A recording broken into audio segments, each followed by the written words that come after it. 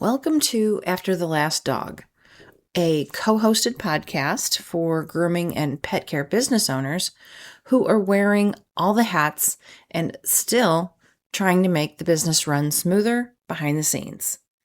I'm Jennifer Opel. My episodes address the teams and training perspective. And I'm Dara Forleo. I bring the owner's perspective. We're your hosts. Every week, we will both share an episode to the same business challenge, what's happening, why it keeps happening, and a solution for what you can do next.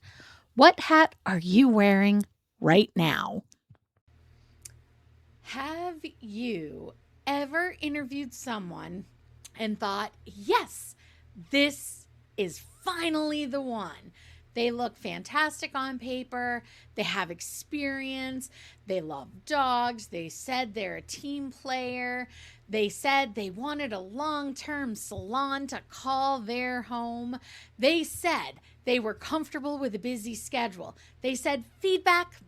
I love feedback. It's great. They said, yes, communication matters. And you thought, oh my God, maybe, just maybe this is finally it. Maybe I finally found that person who is going to make my life easier. And then they started. And suddenly, the person you met in that interview was not the person showing up in your salon. Maybe it's they needed more direction than expensive. Maybe it's they missed those things you thought they understood. They didn't speak up when something was wrong. They were struggling to keep up with the pace. Feedback? Yeah, that was taken personally. How'd that work out? They left unfinished work for someone else. Or was it that they just didn't seem to understand how your salon actually works? And there you ask again, why do people interview well and then disappoint me? I mean, it's the truth. That is what we are going to talk about today. And I want to frame that this is something that every salon you can all understand. I want to put this in a way that you're going to go, oh, that makes sense, right? Because hiring is a lot like dating. You place the ad. There's a little bit of courtship. Everybody is trying to make a good first impression on the other. They want to look good on paper. They want to say the right things. They want you to like them. And honestly, you want to like them too. You say the right things. You ask the right questions. You ask everything you need to because you need the help. But here's the problem. A great first date does not mean someone is ready to move in. Think about that. And a great interview does not mean someone is ready to work inside your salon. So an interview, this is a performance, not always in a bad way or a dishonest way, but it is still a performance. The applicant is really trying to show you their best side. They are choosing their words carefully. They are telling the story in the best way possible. They are trying to make their past experiences sound incredibly strong and amazing. They are trying to make their gaps sound reasonable. They're trying to make themselves look like the answers to all of your problems. And you are sitting on the other side of that conversation hoping they are the answer to all your problems. And this is where it gets tricky because when you're tired, you're booked, you're short-staffed, and you're still doing everything or too much yourself, hope can make a person look better than they actually are. There is a reason hiring experts talk about the halo effect. This is when one positive impression makes us assume other things are all true also. Someone is friendly, so we assume they're easy to work with. Someone is confident, so we assume they are skilled. Someone always says they love dogs, so we assume they will handle pets the way we want pets to be handled. Someone says they're experienced, so we assume that they know how to work inside our salons. But those are not the same thing. Friendly is not the same as reliable. Confidence is not the same as capable. Experienced is not the same as trained the way we need them trained. And saying, I'm a team player, is not the same as showing up in a way that makes and works with your team. Now, let's add another layer to this. A survey reported that 78% of applicants stretch the truth about themselves, and another survey found that 66% of employers agreed that candidates exaggerate skills and abilities on their resumes. It's a natural thing to do. And that does not mean that every person is lying to you, because they're not. They are looking for their next.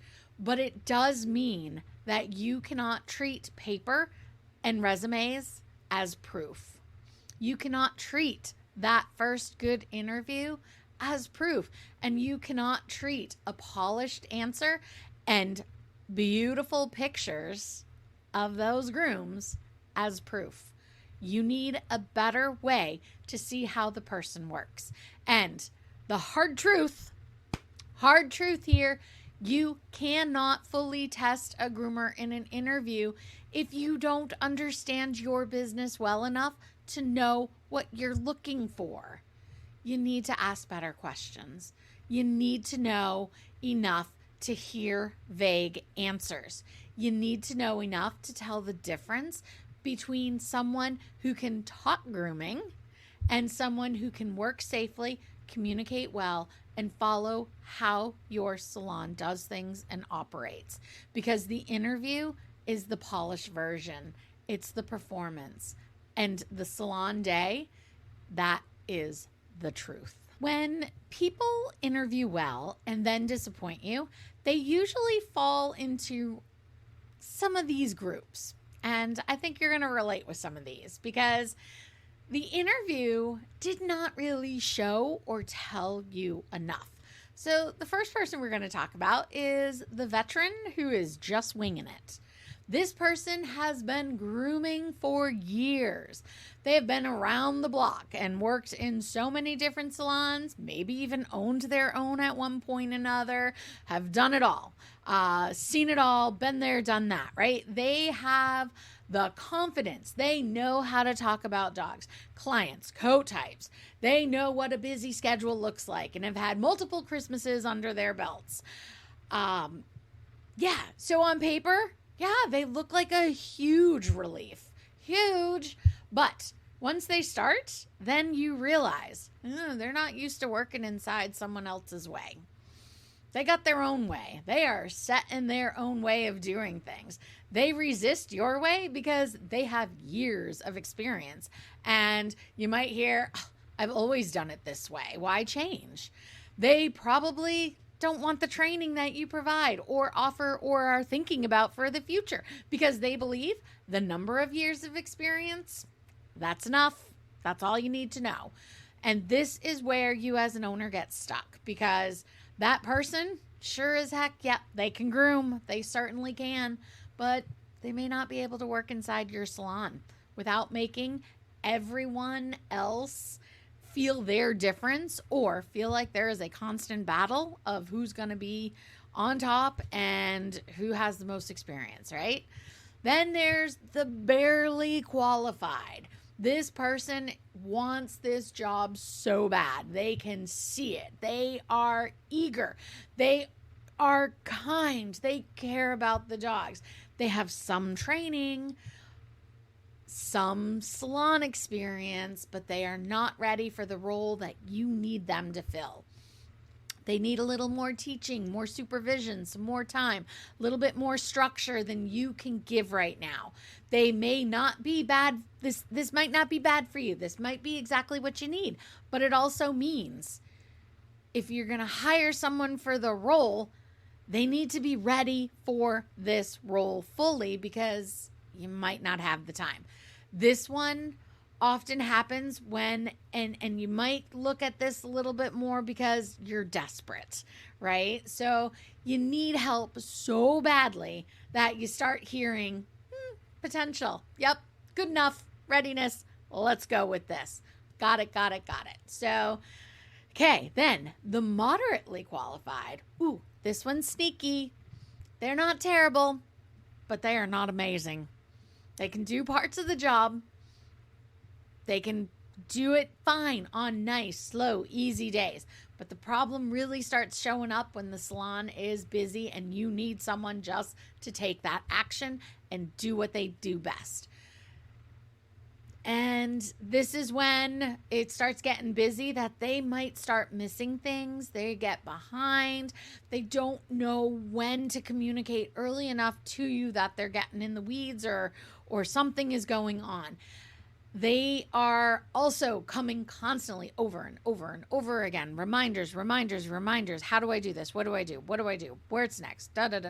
Whatever it is. They may do just enough that you keep saying, okay, they're going to get this. All right, they're going to get this. This is actually, though, the hire that drains you slowly the most, because they are not an obvious no, right? They are not that obvious no, but they are not truly helping the business either. They keep that table filled, but they do not take pressure off the business.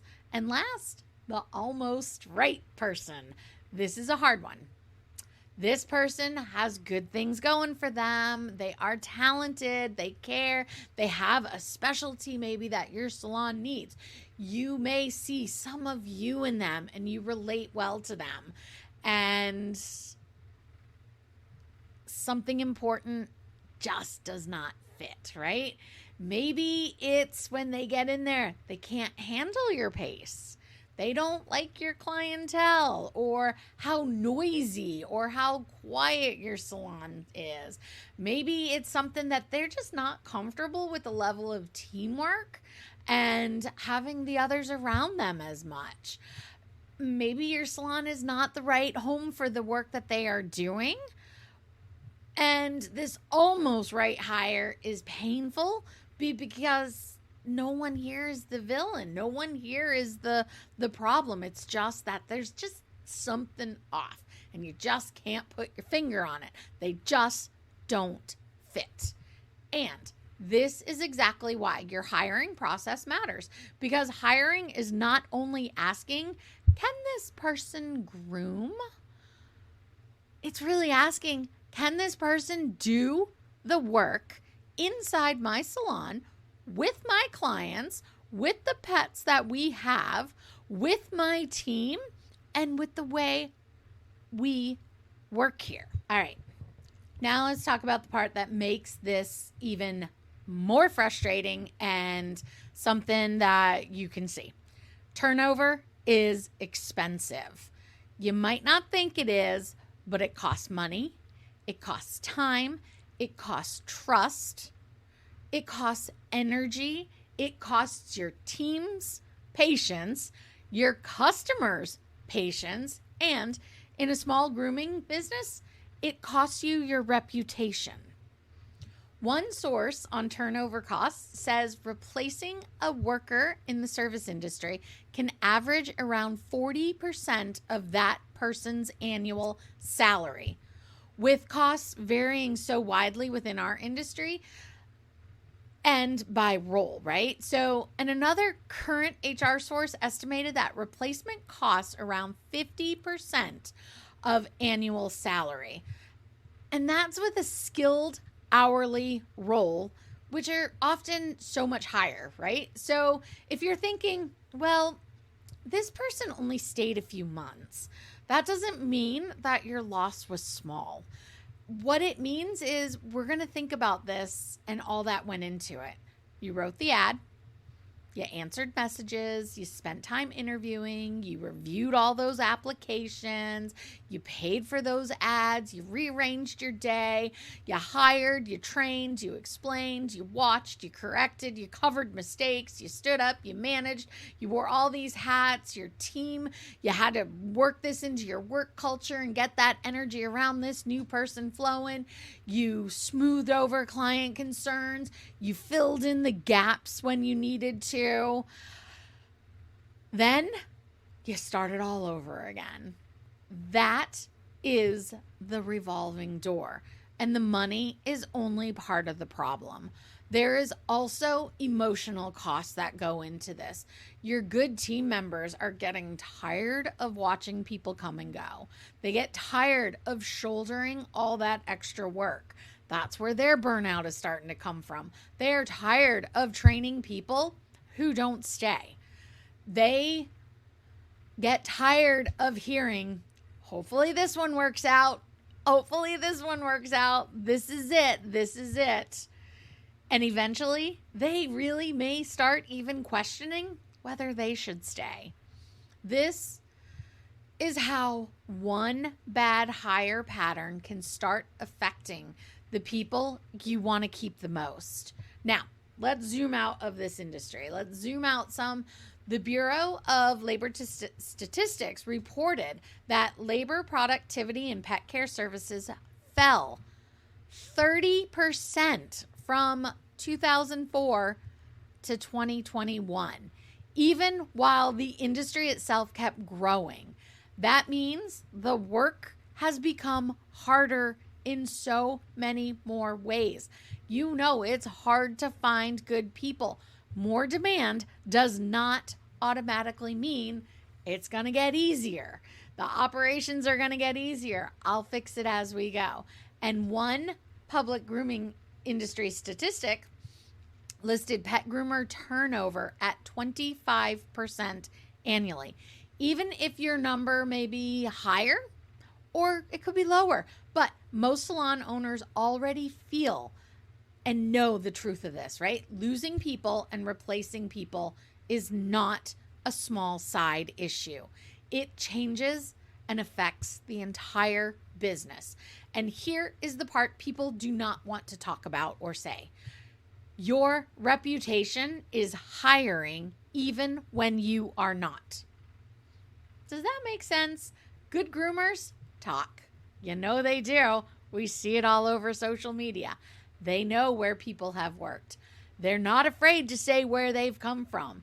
They know which salons burn out staff. They know which owners are supportive. They know which salons operate differently behind the front desk than it shows in the front. They know which places look good to clients but are brutal to the teams. They know which salon says team in an ad or drama free, but leave people to do their own once they start. So when your name is on the grapevine, your job ad is not the only thing speaking, right?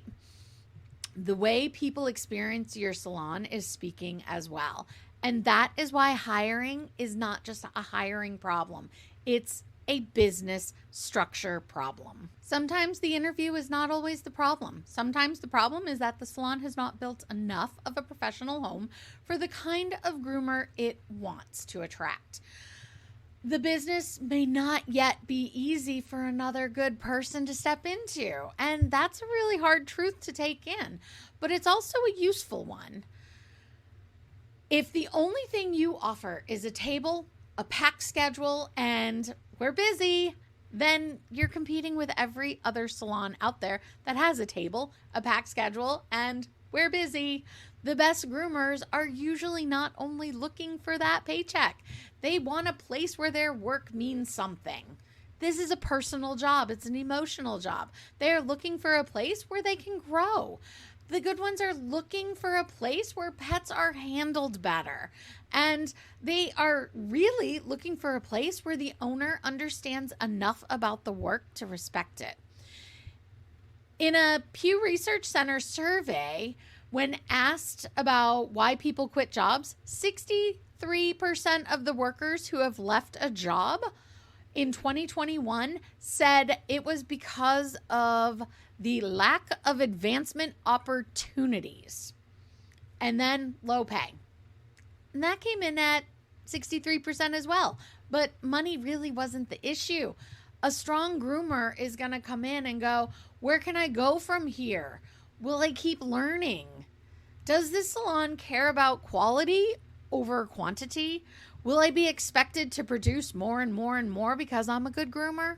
Will the owner understand what I'm dealing with at this table? And for the owners who are not groomers that might be listening to this is really important. Your groomers know when you don't know or understand their work. They know when you can't tell the difference between a skill issue, a time issue, a handling issue, a coat issue, a client issue, or a training issue. They know when you only see the schedule in front of you or the revenue at the end of the day. They know when you only see whether that dog is done. And do you know what done looks like? They know that too. Do you need to learn enough to speak their language? Yes, absolutely. Do you need to be a groomer? No. But you need to know enough to ask better questions. You need to know enough to be respected. You need to know enough behind the haircut to understand what's happening. And you need to know enough to understand why just get it done is not a business plan. The best groomers are not only looking for a job, they are looking for a professional home. And if you want to attract the right person for the salon that you have to show more than just an opening. It has to show that good work is respected and lives at that salon. All right, so what can you do with all of this now?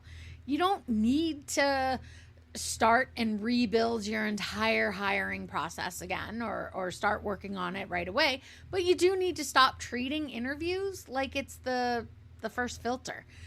Here are 4 things you can do right away that are going to make a difference. Make the job ad sound like your salon. Don't say busy salon, experienced groomer preferred, 3+ years experience, drama free. Say what someone is joining. Don't say like everybody else. This role may be a good fit for you if you take care of the dog in front of you. If you speak up when help is needed, complete your part of the job before moving on, and want to work in a salon where the dog, the client, and the team all work together. That's going to tell somebody a lot about your space. It's also going to let people select out and not apply. Add a short qualifier before the interview. Before you even step foot into that interview or offer them an interview, send an email. Ask a few questions. You can ask things like, what grooming work do you feel strongest in right now? What type of salon helps you do your best work? Tell us about a routine or process you followed in a past salon. What does helpful feedback look like to you? What are you hoping your next salon gives you that your last role did not? If they don't reply, you learned something. If they give you a careless answer, you learned something. If they respond thoughtfully, and if it was straight out of ChatGPT, you learned something. Either way, you know more before giving your time away. Takes just a minute. Listen for work habits, not just grooming claims. I can groom 6 dogs. I have 5 years experience. I'm certified. I love dogs. Listen for how they work. Do they speak up? Do they finish their part? Do they understand what teamwork is? Do they notice how their work affects the next part of the day? Do they talk about feedback like it's something they can use? Do they take ownership for any past problems they've had in the past? That's huge. You're not looking for perfect, but you're looking for real. Learn enough to speak the language. Okay, this one is directly to non-groomers who own salons, right? This piece connects directly to this larger piece because we hear this a lot. And if you are a non-groomer, that's okay. You don't need to do the job, but you need to understand enough about the work to lead the people doing it. And you need to know enough to ask better questions, especially in an interview, even if they have been pre-vetted for you. You need to know enough to hear when an answer is vague and to tell the difference between confidence and skill. That is how you stop hiring for hope and in desperation. You start hiring from better information. So, here is the question I want you to take away this week. Are you interviewing the real worker, or are you falling for the first date version? A good interview, a beautiful resume, and a good conversation are not enough. You need a way to see how someone thinks, how they communicate, how they learn, and how they work before you put them in the middle of your salon every day. Your action this week, very simple. Add one section to your job ad that says, "This role may be a good fit for you if." Then go and write 3 things that matter in your salon. Because sometimes the problem is not that you need another groomer. It could be that the business gaps have never been named. This is all about protecting your time, your team, and the salon and business you are working so hard to build. I hope this helped. I look forward to seeing you next time in After the Last Dog.